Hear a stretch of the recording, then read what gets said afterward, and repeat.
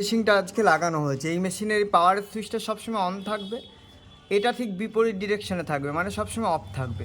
কখনও কিন্তু ওইটা অন করবেন না, আর এটাকে অফ করার দরকার নেই। এই এমসিবিটা সবসময় অন থাকবে, আর এই সুইচের ওপর আমি আপাতত টেপ লাগিয়ে দিয়ে যাব। এই সুইচ চাপবেন না, চাপার এখন দরকার নেই। প্লাস আপনাদের এই মেন লাইনটাও কিন্তু অন রাখতে হবে।